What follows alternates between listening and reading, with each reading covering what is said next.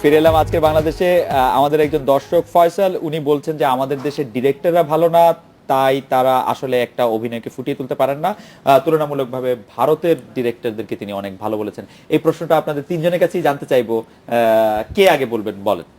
আমরা যেহেতু দুইজন মেয়ে মানুষ, মাঝখানে একজন ছেলে, তাকে দিয়ে আগে শুরু হোক। আচ্ছা, মাঝখানে একজন ছেলে হলে তাকে দিয়ে আগে শুরু করতে হবে কেন? না, শুরু করতে হবে বিকজ আমাদের সিনিয়র তো। সিনিয়র না, আমি সব আগে ওর থেকে তার কাছ জুনিয়র। থেকে আগে ভাইয়া জানে না, না ভাইয়া আচ্ছা, সবচেয়ে বেশি ছবিতে সাইন করছে পরিমণি। পরিমণি বলেন যে আমাদের এখানে ডিরেক্টররা কেমন, বা যারা কলাকুশলী আছেন। আমি আসলে সবার কথা জানতে চাই, ডিরেক্টর, মেকআপ আর্টিস্ট, যারা কস্টিউম ডিজাইন করেন, যারা কন্টিনিউটি দেখেন, যারা সিনেমার পিছনে থাকেন, তাদেরকে আপনার কাছে কেমন মনে হয়? কেমন বলতে কি, আমরা যেটা পর্দায় দেখি সেটা আসলে তৈরি করছে কারা? পেছনের লোকজনই তো। রাইট।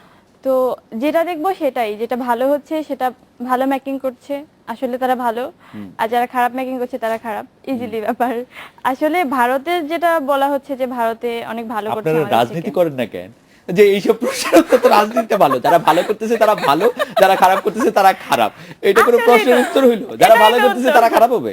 না, আপনি দেখেন, আমি হ্যাঁ, যে ভালো বলেন। কাজ করছি সেটা ভালো হবে না কেন? সেটাই তো ভালো। আচ্ছা, আর এই যে বলছি ভারতের কথাগুলো, আসলে ব্যাপারটা ওরকম না। কারণ ওদের বাজেট থাকে একরকম। এখন মানে একটা সেট তৈরি করছি আমরা, এই সেটের মধ্যে চাঁদ দিতে হবে, তারা দিতে হবে, ফুল দিতে হবে, ঠিক আছে? এখন আমাদের যে ককশিট মকশিট কি আছে এগুলো দিয়ে আমরা বানাচ্ছি। তো ওরা দেখা গেল যে এটাকে মানে ওই বাজেট থেকে, আরে আমাদের কি বাজেট, একটা তো এখানে একটা ডিফারেন্ট টাইপের একটা ব্যাপার আসবেই। দুইটার মধ্যে তো পার্থক্য অনেক। সেটা ঠিক। আমি একটু আমাদের নায়ক এর কাছে আসি যে বাপি, আপনি একটু বলেন, আপনি তো গণযোগাযোগ সাংবাদিকতা বিভাগে পড়ছেন এবং আপনি আসলে সিনেমা করার পাশাপাশি তাত্ত্বিকভাবেও জানেন যে ফিল্ম আসলে অনেকটা ডিরেক্টরস মিডিয়া। তো ডিরেক্টরস মিডিয়াতে ডিরেক্টররা তাদের ট্যালেন্টকে কিরকম ভাবে কাজে লাগাচ্ছেন? এখানে বাজেট কনস্ট্যান্ট থাকবে, অন্য অনেক কিছু থাকবে, কিন্তু তারপরও আপনার কাছে কি মনে হয় যে তারা যথেষ্ট সৃজনশীল? ভাইয়া যে কোশ্চেনটা করছে যে ইন্ডিয়ান ডিরেক্টররা ভালো দেন বাংলাদেশি ডিরেক্টর থেকে, আমি একটা কথা বলবো ভাইয়াকে যে আপনি যেহেতু মুভি দেখেন সেই কারণে সে বলতে পারছেন।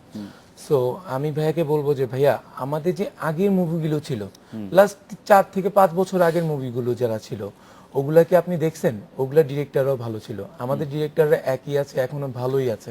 প্রবলেমটা হচ্ছে যে আমাদের টাইম স্কেজুয়াল। আমরা একটি মুভিতে আমরা প্রোডাকশনকে, সব প্রোডাকশন না, কিছু প্রোডাকশন আমাদের যারা, আমি অলরেডি বলেছি আমাদের স্বল্প বাজেটের ছবি হচ্ছে, আমাদের ডিরেক্টরদের ধরে দেয়া হচ্ছে যে তোমাকে আমি 30 দিন দিচ্ছি, 30 দিনের মধ্যে মুভি বানিয়ে দেবে।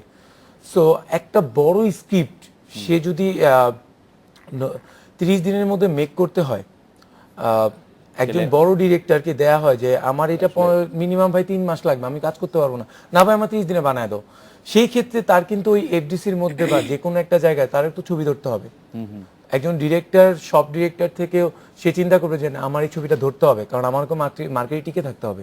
এক্স্যাক্টলি। সো সেই ক্ষেত্রে সেও চিন্তা করছে যে এখানেও আসলে বাজেটের ব্যাপারটা, সময়, সবকিছু আসলে চলে আসে ওভারঅল। মানে। বাট ডিরেক্টররা অবশ্যই ভালো। আমাদের ডিরেক্টরদের আমরা, আমাদের প্রোডিউসাররা যদি প্রপার কাজে লাগান তাহলে আমাদের ডিরেক্টররা বেস্ট। আঁচল? আমি বলবো হ্যাঁ, আমাদের পাশে কিন্তু অনেক ডিরেক্টররা আছে যারা খুব ভালো কাজ জানে, দেখাতে চায় নিজেদের প্রতিভাটাকে। যেমন আমাদের আগের মুভিগুলো কিন্তু খুব কপি হতো বাইরের দেশে, বাংলাদেশের মুভি কিন্তু আগে কপি করতো তারা। মানে খুব ভালো ভালো কাজ দিয়েছেন আমাদের বাংলাদেশে, যার কারণে কিন্তু তারা কপি করেছেন। তো আমি বলবো যে এখন অনেক ডিরেক্টর আছে যাদের ভেতর আসলেই কিছু আছে। তো তারা যদি ঠিকভাবে প্রপার লাইনটা পায়, আমি মনে করবো যে অনেক ভালো ডিরেকশন দিতে পারবে। পরিমণি, আমাদের আরেকজন দর্শক পূজা, উনি বলেছেন যে বাংলাদেশের নাচের ক্ষেত্রে অনেক ইমপ্রুভমেন্টের সুযোগ আছে, যেটা আসলে করা উচিত। আপনার কাছে কি মনে হয় যে নাচে আসলে আমাদের কিছু ইমপ্রুভমেন্ট কি করা যেতে পারে বা করা উচিত? যারা নাচছেন আপনারা বা নাচে অংশগ্রহণ করছেন, তাদের কি মনে হয়? আসলে নাচটা তো সিনেমার জন্য একটা বড় বিষয়।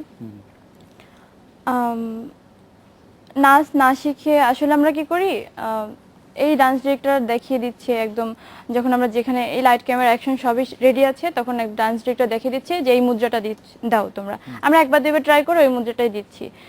এটা হচ্ছে না, প্লিজ স্যার চেঞ্জ করেন, অন্য একটা মানে আমি নিতে পারছি না, আমি পারছি না প্লে করতে, একটু প্লিজ চেঞ্জ করেন, তখন কিন্তু সে চেঞ্জ করে দিচ্ছে, কিন্তু সে যেটা চাচ্ছে সেটা কিন্তু আমরা দিতে পারছি না। তো এই জন্য হয় কি আমাদের আগে থেকে একটু প্র্যাকটিসটা করতে হয়, বাট আমরা করি না, এটাই হচ্ছে আমাদের সমস্যা। পরিমণি, আপনি রবীন্দ্র ভারতী থেকে নাচ বিষয়ে পড়াশোনা করেছেন, নাচ শিখেছেন, যে সিনেমায় যে নাচটা হয় সেটা নাচতে গিয়ে আপনার কাছে মনে হয় না যে মানে আপনার একটু দ্বন্দ্ব লাগে কিনা নিজের সঙ্গে, না আপনার কাছে মনে হয় যে ওকে? না, অ্যাকচুয়ালি নাচ গান এটা আমার আসলে আত্মার সাথে একটা ম্যাচিং করা একটা বিষয় বলবো, কারণ নাচ গান ছাড়া আমি একদম থাকতে পারি না, আর নাচতে আমার খুব বেশি ভালো লাগে। আমি ক্লাসিক্যাল নাচ থেকে আসলে আমার স্বপ্নই ছিল আমি নাচ নিয়ে কিছু একটা করবো, বাট সিনেমায় এসে নায়িকা হবো এটা কখনো ভাবিনি। আর যখন সিনেমায় এসে গেছি তখন শুধু ক্লাসিক কেন, এখানে তো মডার্ন হিপ হপ সবই আছে, তো এই নাচটাকে আমি খুব কাজে লাগাতে পারছি। বাপ্পি, আপনি নাচ নিয়ে বলবেন, আমাদের নাচগুলি আসলে ইমপ্রুভ করার জায়গা আছে কিনা? আমাদের নাচগুলো ইমপ্রুভ হচ্ছে ভাইয়া, আমাদের নাচগুলো অনেক ইমপ্রুভ হচ্ছে, এবং আমরা যে লাস্ট যে মুভিগুলোর মাধ্যমে আমরা প্রমাণ যে আমাদের সবকিছু ইমপ্রুভ হচ্ছে। শুধু প্রবলেম একটা, ওই যে পরি যেটা বললো যে আমরা লোকেশনে যাওয়ার পর আমাদেরকে এই স্টেপটা ধরিয়ে দেওয়া হচ্ছে, এটা হচ্ছে একটা প্রবলেম। এই প্রবলেমটা আমরাই ক্রিয়েট করছি। আচ্ছা, আমরা আর্টিস্টরা যারা, আমরা এই প্রবলেমটা ক্রিয়েট করেছি, কারণ আমাদের যে জেনারেশনটা চলে গেছে সেই জেনারেশনটা এটা নিয়ে অ্যাক্টিভ ছিল না, আমার কাছে সেটা মনে হয়। এর কারণটা একটাই বলবো যে আমরা এসে দেখেছি যে 20 দিনের শিডিউল, 25 দিনের শিডিউল, একটি ছবি শেষ করা, একটি ছবি 25 দিন থেকে 30 দিনের শিডিউল দেয়া, ঠিক আছে, বাট একটি ছবি শেষ করতে মিনিমাম 40 থেকে 50 ডেজ লাগে। বাট আমরা 25 দিনে একটা শিডিউল দিয়ে দেন একটা ডিরেক্টর অবশ্যই আমাদেরকে চিন্তা করবে না যে রিহার্সাল করার কথা, অবশ্যই সে ডান্স ডিরেক্টর বলবে না যে তুমি 5 দিন আমার জন্য রিহার্সাল করবে দেন শুটিং করবা, কারণ আমরা তো তাদেরকে ডেটই দিচ্ছি না, তো আমরা ওভারকাম করবো কি করে? আমি একটু আঁচলের কাছে, আঁচল কি এই প্রসঙ্গে কোনো কিছু যোগ করবেন? আমাদের নাচের কি ইমপ্রুভমেন্টের জায়গা আছে, সেটা আমরা ওভারকাম করতে পারি নাকি আমরা আসলে অপেক্ষা করতে হবে আরো একটু বেটার সময়ের জন্য? না, বেটার সময়ের জন্য আমাদের ডান্সের স্টেপগুলা আসলে আরো বেটার করা উচিত।